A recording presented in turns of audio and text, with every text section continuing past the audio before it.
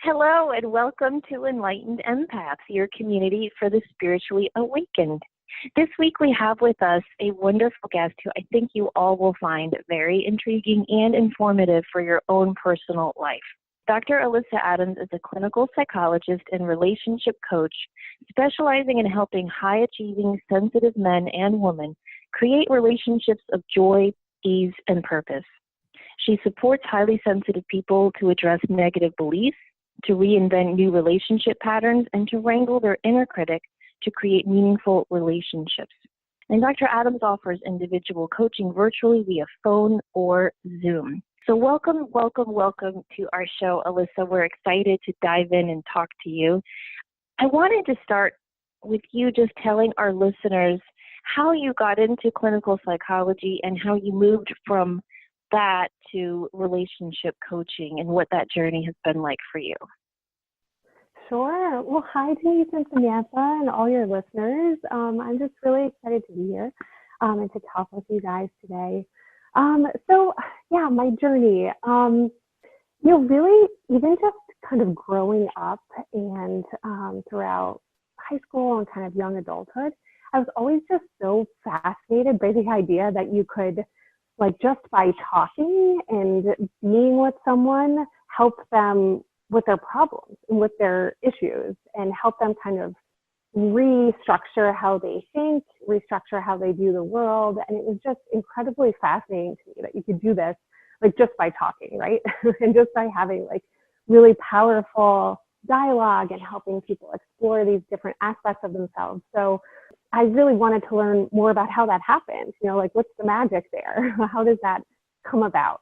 Went into undergrad in psychology and then went forward into my doctoral program in psychology and just loved it. Loved studying about that, kind of how do we create change in our life? How do we heal from past things? How do we move into this better version of ourselves? So I've always kind of been interested in empathy and kind of how that relates to life and how it relates to different decisions that we make. So I kind of stumbled into learning a little bit more about empathy and really the highly sensitive person, and kind of moved into just learning more about how that impacts our interpersonal relations and what are our unique needs and how our relationships look just a bit different maybe than other folks in their relationships. And really just kind of dug into that and learned more about it, and particularly in the area of romantic relationships, although relationships certainly permeate all parts of our lives. So I really moved into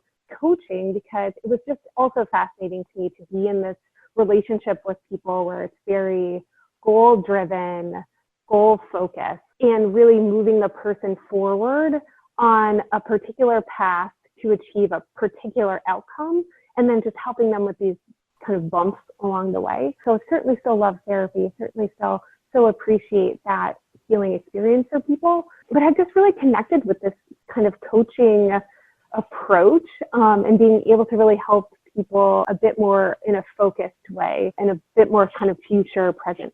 That's incredible. And it aligns with what you really came onto the planet to do, because when you talk about this, it's coming from such a place of heart and connection and wanting to be of service, or at least that's what it feels like. You had shared that the first time you heard the word empath. I'd love to hear that story if you'd like to share it.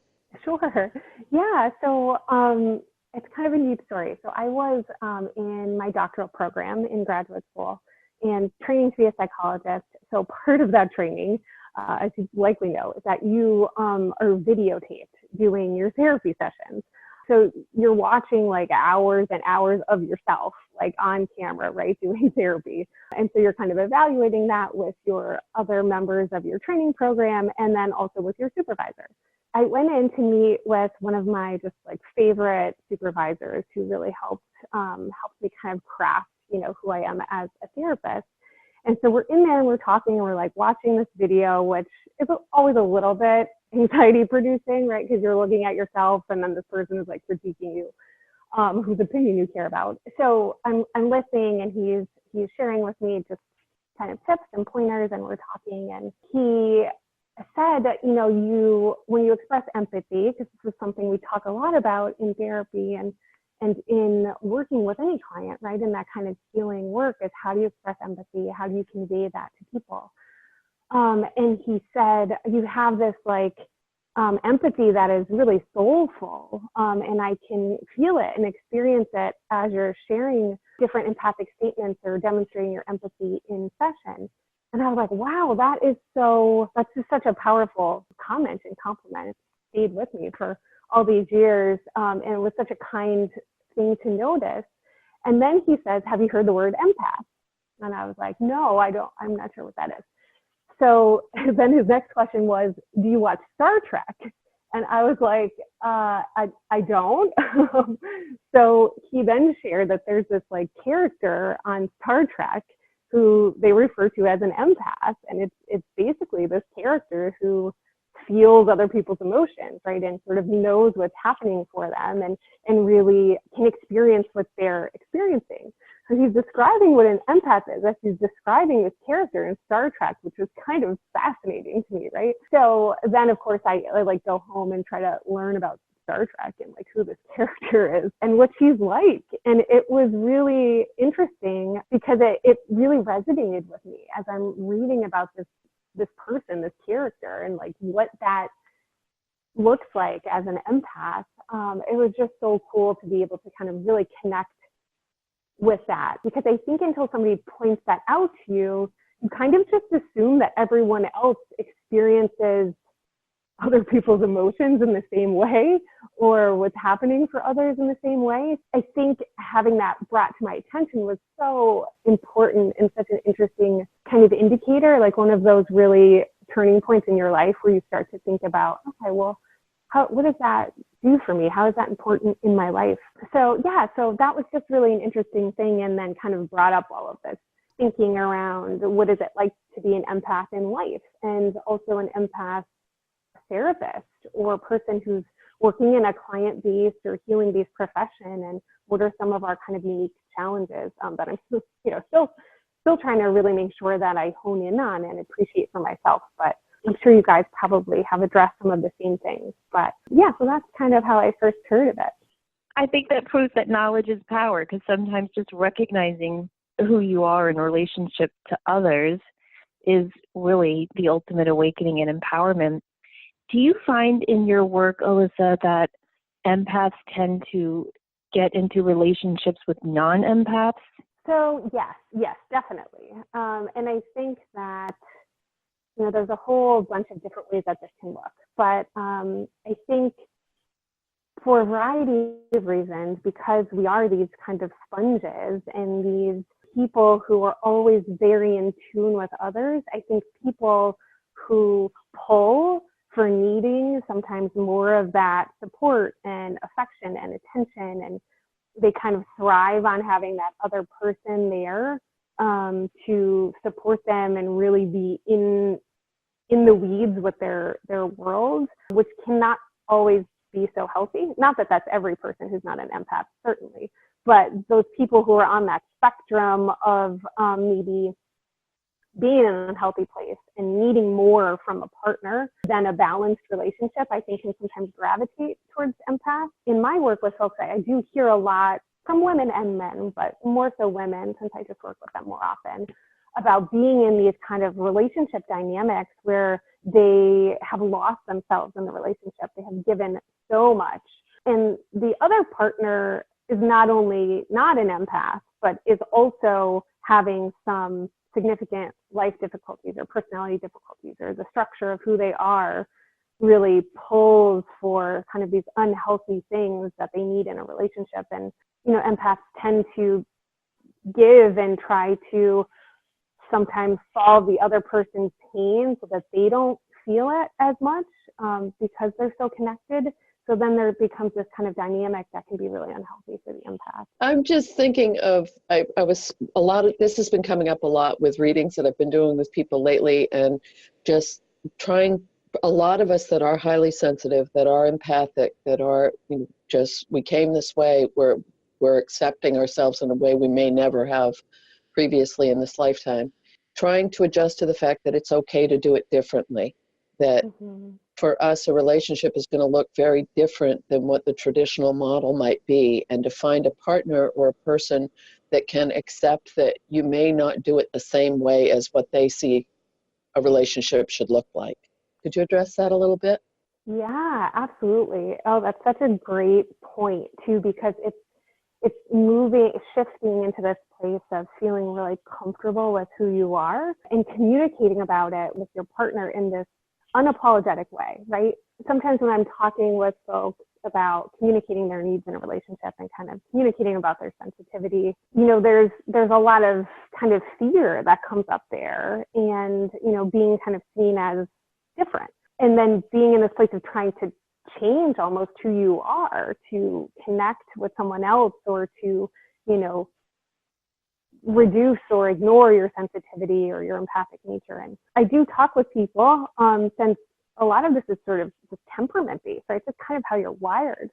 So I share with them to think of it as if someone asked you to like change your eye color, right? You can't do that.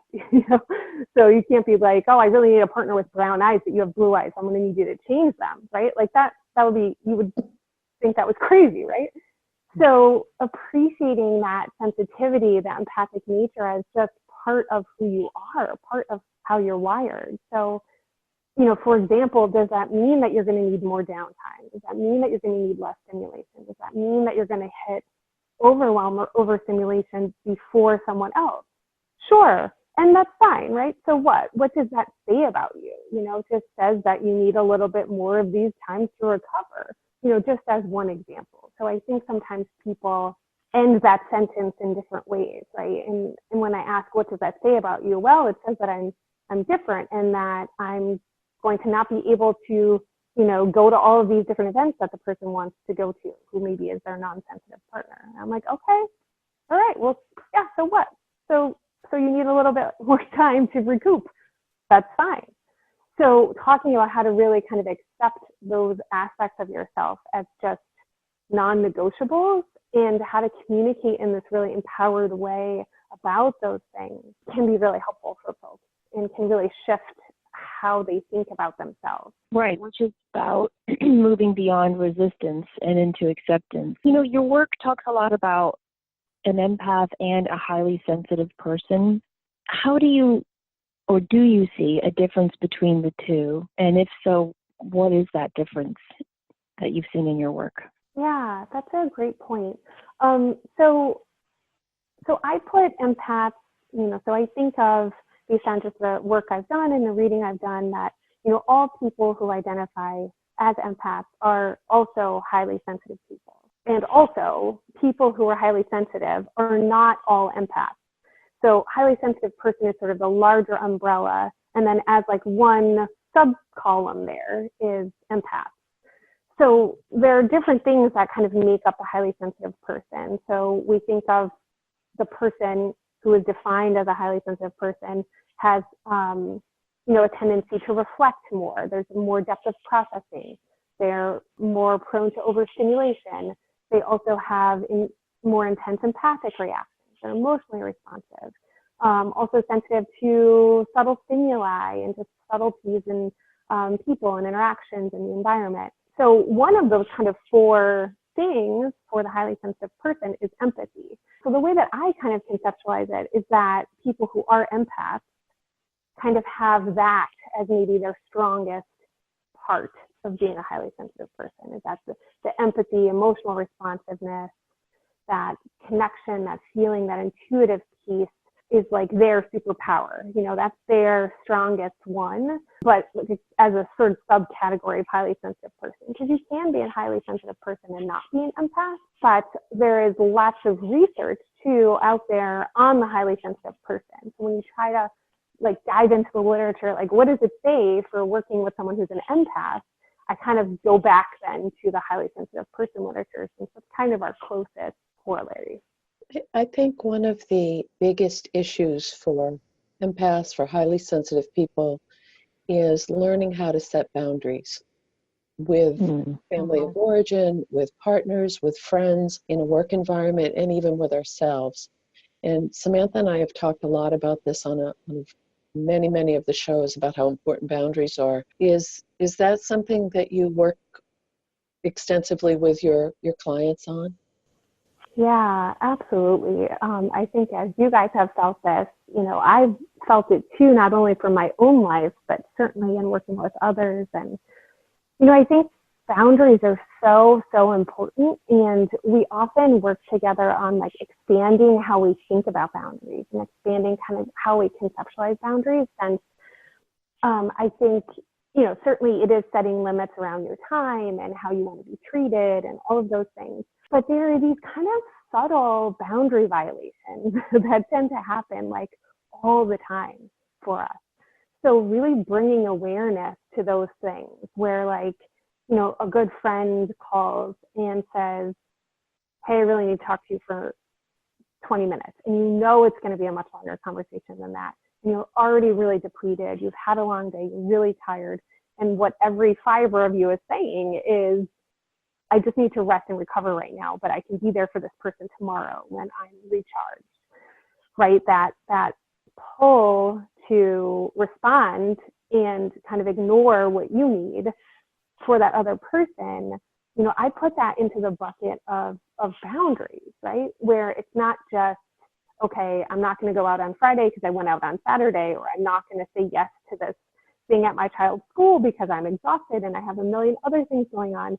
But it's also these kind of subtle boundary pieces where, in terms of dating too, I see folks where maybe their partner says, hey, I really want to go to this concert or this like loud restaurant. And the person is feeling, well, I really don't want to go. And I told them I'd prefer to be in a quieter space. So it's this more like subtle dynamic then where the person is kind of poking at the door of your boundary, right? And then it's up to you to be able to say, well, a concert sounds like something that would be maybe better at a different time, but I'd love to go to this quieter place, as I previously shared, so that we can have some quiet time together and we can talk in a place where we can get to know each other. So just noticing those kind of smaller, like knocks at the door of your boundaries, where you can have that opportunity to really hold yourself and the other person accountable for those limits that you set. That's so important. And, the way I used to set boundaries before I read the 4 agreements was through lying. Mm-hmm. Like if someone called me up and said, hey, can you do this Friday night? And I didn't want to do it. I didn't want to hurt their feelings. So I would just say, oh, sorry, can't get a babysitter, or whatever. I have to work. And then I read the 4 agreements, and one of those agreements is to be authentic with your word. And I thought, oh, I don't think I'm doing that. And so now when I'm invited to do something that I don't want to do, I'm honest about it. And it's hard because I'm so afraid of hurting a friend's feelings. But I think it has helped me become so much more empowered in my day-to-day life and in my relationship with myself. So now if they say, hey, do you want to go to this super loud bar and listen to this super loud band you've never heard of play, I will say, I really don't have the energy for that, but I would still love to see you. Do you want to do brunch on Sunday? So I think it helps a lot to recognize and like you were saying before, just accept where you are on your path and to be honest and authentic with yourself and with others in a loving way. Mm-hmm. And it's made my friendships a lot stronger as well. I wanted to ask you how the empath can grow into their empathy and see it as a superpower rather than as a weakness. I was raised in a family that definitely, not consciously, but it was a subtle message we all got that sensitivity is a weakness and your emotions are a weakness. Mm-hmm. I was the sensitive one in the family, and oh my God, my family loved to be like, oh, there goes Samantha. Look, she's going to run up to her room and slam the door because she's mad again. And they'd all laugh. I'd sit on the end of my bed in my little preteen angst. So I'm trying really hard to raise my kids to honor their emotions. Even when those emotions piss me off, I still try to teach them, I get it, you're in a bad mood, go be in a bad mood. Just, don't share it with us at this moment. how can an empath as an adult, because I think a lot of people can relate to that experience of, being the sensitive one in the family and being taught your emotions are what make you weak. How do you coach people to move beyond that definition and see it as the false definition that it is? Yeah, that's such a powerful question. And that is sometimes a huge piece of the work. So, in reading and researching about the empath and the highly sensitive person, we're not, at least in North America, in the United States, we don't exactly fit the cultural ideal, right? That person who is kind of a risk taker, who's going into situations without thinking, who is just taking on a million things and has endless amounts of kind of energy and is saying yes to everything, we may not be that. And there are lots of messages, some subtle, some really outright, that we get probably like our whole way through childhood. Often, maybe not in every family, but so often, that kind of highlight or point that out to us. So we learn to cope in all of these different ways with that. And maybe we kind of shut down our sensitivity. Maybe we try to pretend it's not there, or we rebel against it in a lot of different ways. So I think as an adult, some of the work comes into learning more about it and understanding more about the really unique strengths that you can bring to a relationship, whatever kind of relationship that is, and the unique strengths that you can bring as a person just to your world, to your job, to not only your relationship, but to just your community. So if you think about those folks who are, like empaths and highly sensitive people, right, who have this depth of processing, this tendency to really reflect and be thoughtful about what comments they bring up in different situations. So even if you're not the person at the table at a meeting that's coming up with 50 ideas and you're saying them as you're thinking, but you're the person who's maybe coming up with one idea, but you've reflected on it and you've thought it out carefully, and it's a really great idea, right? So you share that with the group, but also kind of learning about what it looks like to kind of appreciate that depth, that sensitivity. Being emotionally responsive to a partner is almost always something a partner wants, right? So being able to so naturally be emotionally responsive to people and be a support person without losing yourself in the process, right? Being a support person, being emotionally connected to someone in such a natural way, to me, is so powerful, and is something that is to be acknowledged and appreciated in yourself. And also just getting more and more comfortable with not trying to be some way that you're not wired to be. So building that confidence is a piece of it, because so often, because of all of these kind of messages that we get, the self-esteem of the empath or the highly sensitive person can take a hit. So in adulthood, really going through like all of the unique things about you. What are your values? What do you care about? What are you just innately really good at? Learning more about how you contribute to the world and to people, and making sure that you're having a really strong part of meaning and purpose in your life, because that is something that's important to us based on kind of how we're wired. So thinking about it in that way can be interesting and helpful for folks. One of the other things that's kind of neat is there's a comparison. One of the books on a highly sensitive person, there's this neat comparison, like, many, many years ago, thinking about highly sensitive people versus not, that we need these like warrior kings, right? We need the warriors to like go out there into battle and kind of act and then think after, right? We need those folks. But then we also need this other group that is this more kind of like priestly advisor, as they kind of call them, this group that reflects and helps others to think deeply and helps others to process information in a deep way and consider the emotions, consider the more artistic nature of things. So that's always something that's kind of nice to remind myself of, like, oh, there are times when this is like a really, really beneficial thing to have, and like, how do I bring some of that into my day-to-day life? You just made a really, really great point about people building up their self-esteem, feeling better about themselves, being able to show their true face in a way they might not have been able to in the past. A common thread seems to be in past relationships, there have been narcissists, there have been abusers, there have been.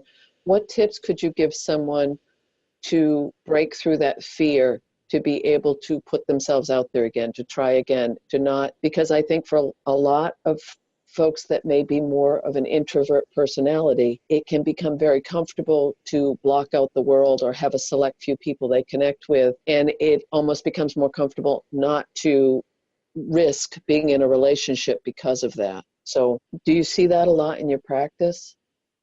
Absolutely. Yes, I definitely see that a lot in my practice. Gosh, yeah, I've talked to several women just recently, actually, who have talked about being in these really emotionally draining relationships, whether it was with someone who was narcissistic or in that kind of spectrum of personality, or someone who's just really draining, really emotionally draining to be around. And, they really describe this process of just losing themselves. And we hop on the phone and I'm asking them, like, well, what do you like? And what do you value? And what do you envision for your relationships? And they're like, I don't know. I used to know, but I don't know anymore, right? Because there's this process of kind of just losing yourself when you become so immersed and so pulled into another person's world, where before we even build up self-esteem, we're more just learning about, like, okay, well, let's reconnect with who you are. Who are you as a person, an independent individual outside of a relationship? So I think that it can sometimes be tough to, like, hop back out there and start dating again without really being able to pause and shine a light on your patterns and your beliefs. Because I don't want folks to, like, hop back into another relationship that's very reminiscent of an old relationship, because we get into these patterns and we don't even notice them until we actually shine a light on them and pay attention to them and look at our previous relationships and look at our beliefs about relationships and our beliefs about who we are in relation to another person. So being able to kind of do that work, like, before we get back out there, can be really helpful, since, sometimes we just repeat these patterns unless we kind of hit pause and think about why this is happening. I know so many of folks who are empathic and highly sensitive are really intuitive beings, and connecting with that intuition a bit, there are often conversations that I have with women who get intuitive hits, or they have those gut reactions where they know things about their partner, they know things about the dynamic that's not healthy, right? They get these gut feelings, ooh, that might be a red flag, or ooh, that might be a red flag, or that didn't feel very good. And then they intellectualize it, right? They explain that away. Oh, well, I'm just being this, or I'm just being that, or that's crazy. Why would I think that, right? So there becomes this pattern of, like, actually noticing that this person or this relationship may not have been so healthy, and then, like, talking yourself out of it and staying in it until it hits such a crisis point that you just have to get out. So we also talk a bit about, like, learning to trust some of that and not talking ourselves out of our intuition in that way. I knew what that struggle was like. Right, Denise? That's right. We have no idea what you're talking about, Alyssa. I think that is so important, to always trust your gut, trust your instincts, and then have the courage to see them through to where those instincts will lead you. I think that's really, really important. I also struggled with that in my career, and I'd love for you to address that, because I think other empaths do too. I have a lot of clients and listeners who will say to me, and this is not in an ego-based way, I promise, but they'll just say, why aren't you out there more? Why aren't you teaching retreats? Why aren't you presenting at conferences? And I'll get opportunities to do those things, especially like stage mediumship. And the thought terrifies me. And so I say no to all of that. And I'll refer other people, and then I'll see the other people doing the thing that was initially offered to me, and it looks so fun. And I'm like, gosh, why didn't I say yes to that? So my struggle is, do I say no to those things because I am intrinsically shy? Or do I say no to those things because I'm honoring the empath within who isn't comfortable in those situations? Do you know what I mean? Like, I'm stuck in this black and white thinking. Like, either it's my fault because I'm shy, and that's not a good thing, or the the positive side is, oh no, Samantha, you're just acknowledging and empowering the empathy within, and you prefer to work behind the scenes, and that's fine. Stay small. So I just wonder if that's a common thing, or if, again, I'm the only one thinking that. But I always wonder, at what point is it shyness, and at what point is it, no, you're just embracing where you feel comfortable? Yeah. Oh my gosh, I love that. And that is a question that I think that I've heard people struggle with in sort of various ways, more in like just my personal life, hearing, friends and colleagues and other people kind of struggle in that way. And, I've had sort of similar struggles in certain ways, but I think that there is this balance, at least how I appreciate it, between understanding and appreciating who you are as an empath or a sensitive person, and then also having these opportunities to kind of stretch and take you a little bit outside of your comfort zone. I don't mean doing kind of things that would be incredibly uncomfortable and incredibly really outside of what you feel as a person. What are the bounds for you? I think always exploring the bounds of comfort is interesting, especially for empaths and introverts and people who, kind of need this more reflective time, need this more time to recharge. And also being able to play with the edge there, right? Like, what is the boundary for me? Is this going to be a really stimulating experience to present in front of people or get on stage? Like, yes, it is. Does that mean that I should not do it because I'm more comfortable over here? I don't know, but it doesn't mean that empaths or sensitive people should avoid highly stimulating situations all the time. But that maybe for the next couple of days after it, you allow yourself the opportunity and time to hole up and just do things that you find recharging and re-energizing. So I think it depends, right? And if we see these same opportunities come up again and again, and we're intrigued by them, we're interested in them, there is something pulling us to them. So sometimes I will talk with folks about playing with that edge of your comfort zone where, just because we're empaths or sensitive or even introverted, which I'm also introverted, we don't have to just stay inside all the time, right? Like, we can go out there, do these things that are on the edge of our comfort zone, but do them in a way that's more manageable and fits with our disposition, right? Like, maybe we don't set up a week of presentations, but maybe we pick one that we feel really called to do and then allow ourselves a lot of recovery time after, or a lot of quiet preparation time, but being able to sort of balance that so that it doesn't hold you back from doing things that you may want to do. That makes a lot of sense. That's a great answer. Thank you.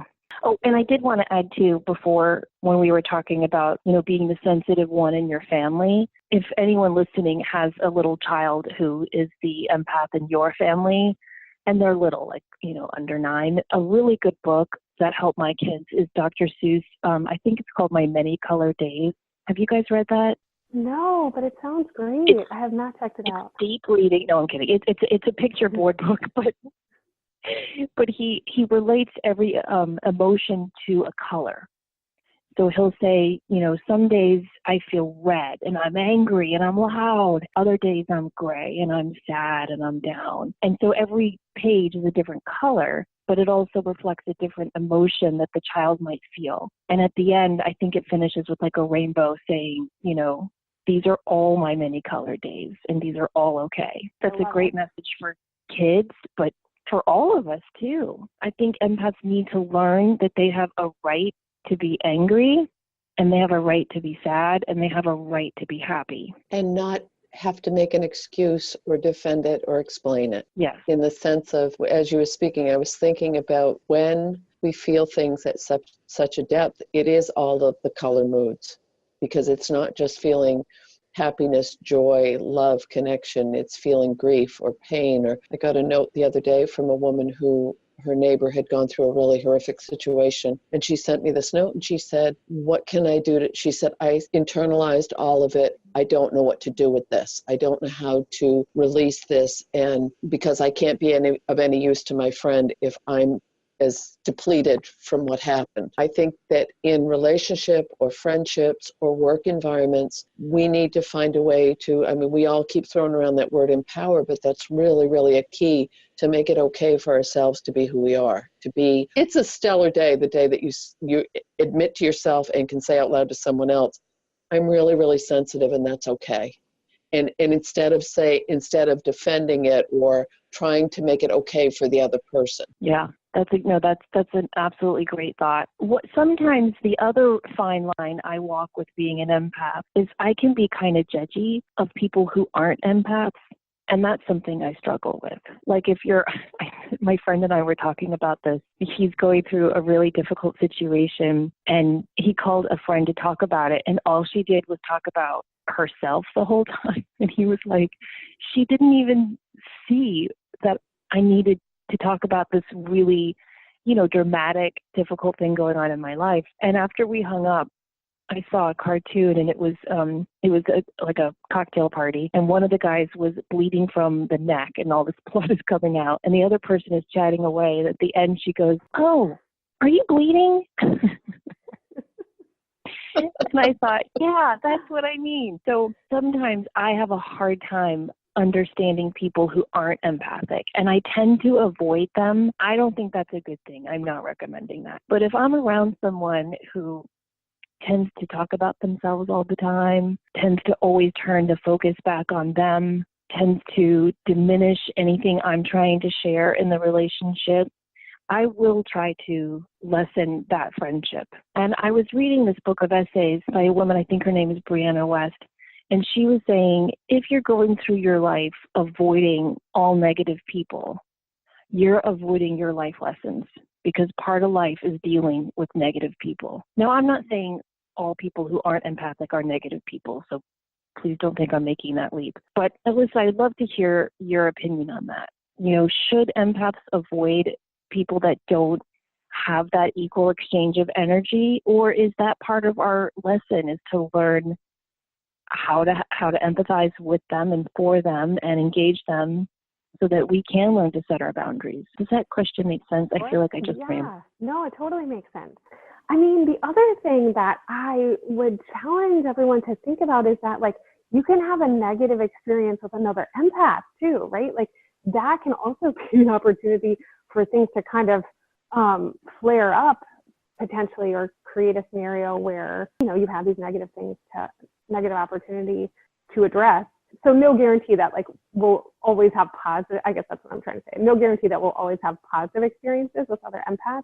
Yeah, I think, so I always say, like, it's a balance, right? It is, I think, helpful to have folks in your life who are non-empaths, who are non-highly sensitive people, but that you get to decide how they show up in your life and how much you kind of allow them in, right? So, I certainly have friends who are not empaths, likely not highly sensitive people either, and I'll go hang out and have dinner with them, or we'll go to brunch, or I'll go connect with them. And it's not quite as easy as when I'm with a close friend who is an empath or a highly sensitive person. But I value other things about them. There are different things about them that I click with or connect with or really enjoy doing with them. But for me anyway, they're not the people I go to when I want to have, like, a deep reflective conversation, because that's just not something that they have the same capacity for.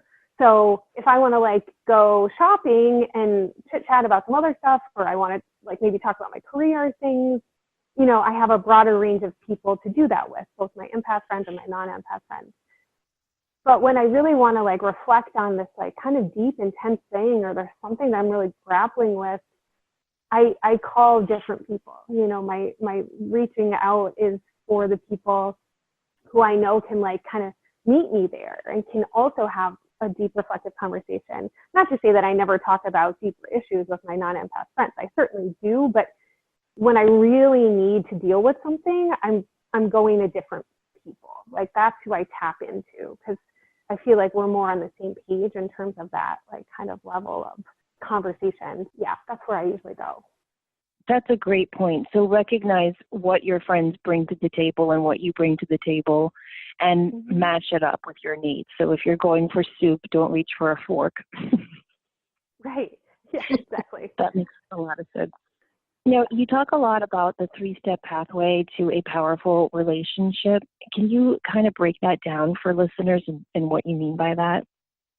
Sure, yeah. So when I'm working with folks, generally we go through kind of like 3 phases in our work together for the most part. And the phases that we move through are exploration, clarity, and action. So exploration is really this place of kind of identifying the source of the challenge. Like, what is the crux of what brings the person into the work?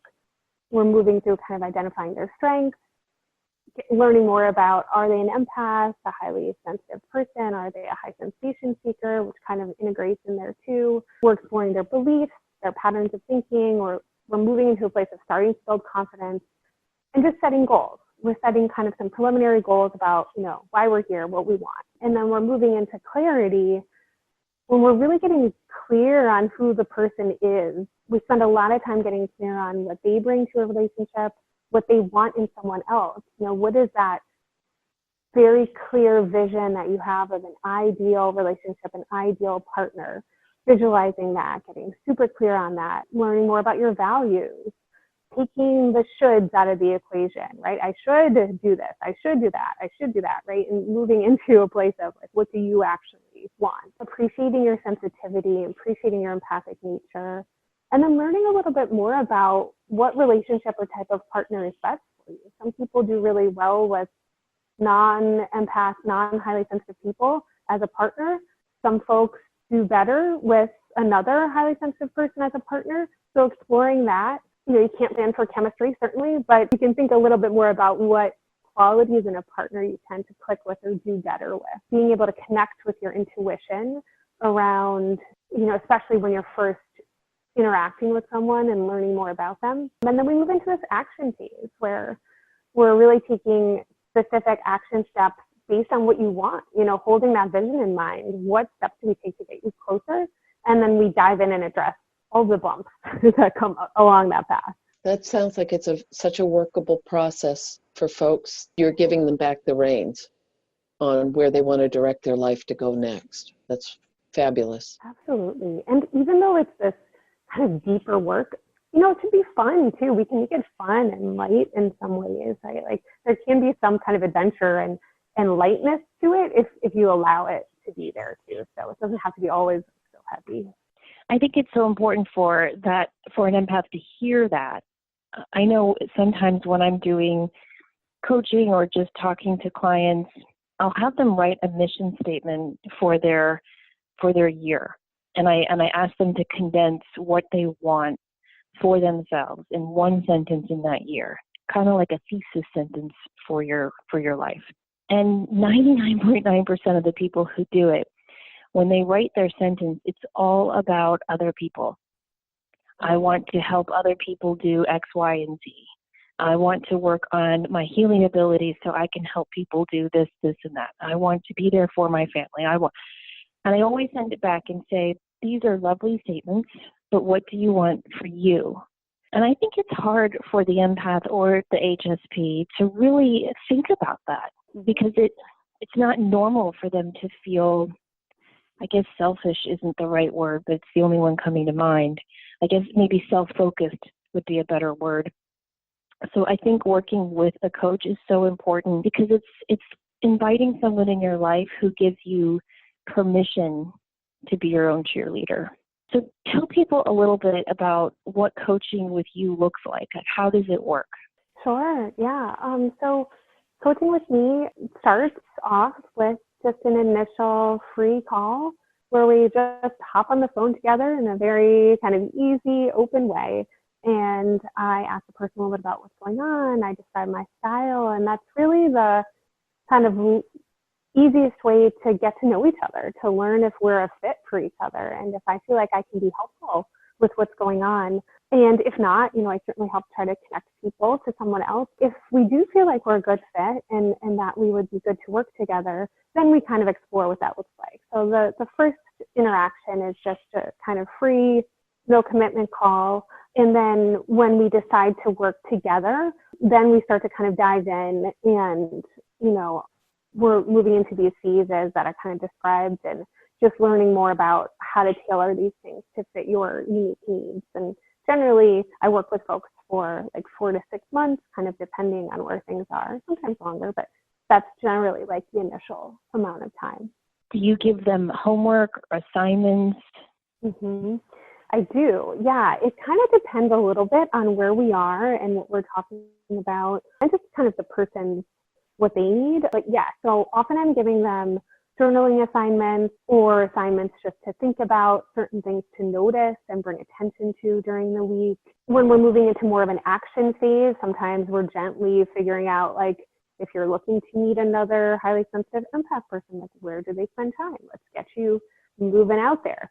So the assignments may look different, but they're really to kind of support whatever we're working on in that period of time. Sometimes one of the ones that I tend to always do with folks in the beginning, I've heard you guys discuss sort of similar things in other shows, but talking about the like, is that mine kind of game for empaths, right? Like what are you picking up on? Is it yours? Is it someone else's? What is that emotional intensity that you're feeling? Is that truly something that's going on for you, or is that coming from a different person? And kind of getting clearer on where you end and another person starts. So that tends to be some of the early assignments, but they can really depend on what the person is needing in between sessions.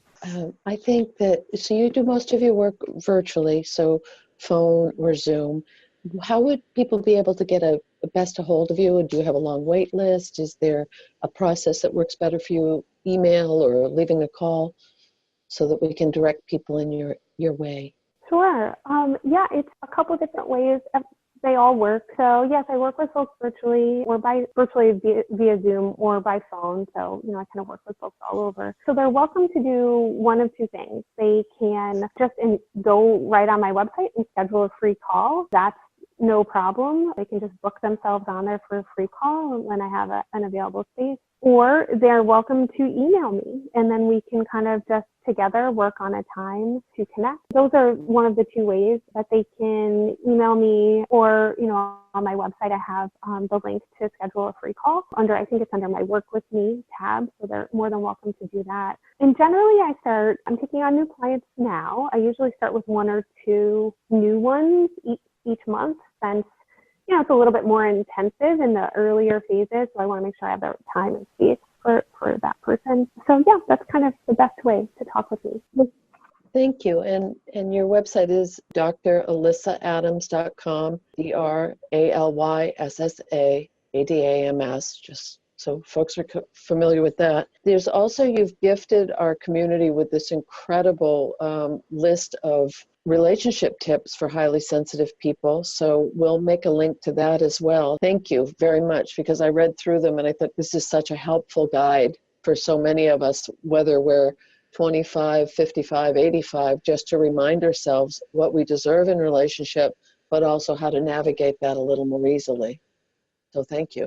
Of course. Yes. You're welcome. It's dralyssaadams.com/empath to get that free list of the 10 qualities. And we will link that on our Facebook page, and I'll put it in the show notes as well. So we thank you so much for coming on the show, Alyssa. We really appreciate you sharing your wealth of experience and insights and knowledge with all of our listeners. And we really hope that people listening to this reach out to you, because I know this is this holiday season of giving to others, but I think it's so important for the empath to learn to give to themselves as well, and to give themselves a gift of their own personal cheerleader. I think it's such a wonderful way to start out the new year. I agree. Yeah, so thank you. DrAlyssaAdams.com for more information. Again, if you don't have pen and paper, if you're driving while listening to this, just go to our Facebook page, Enlightened Empaths, and we will have all of the links to Dr. Adams' website on there. We thank you all so much for listening. Don't forget, if you enjoy the show, to please take a moment to leave us a review on iTunes. You can also find us on YouTube and Spotify. If you want to send us a question for our next community connections or a story, you can send us a message on Facebook, or you can email us enlightenedempaths@gmail.com. Thank you again for listening. Don't forget to always show up, do great work, and share your light. Bye-bye, everyone. Bye-bye. Bye.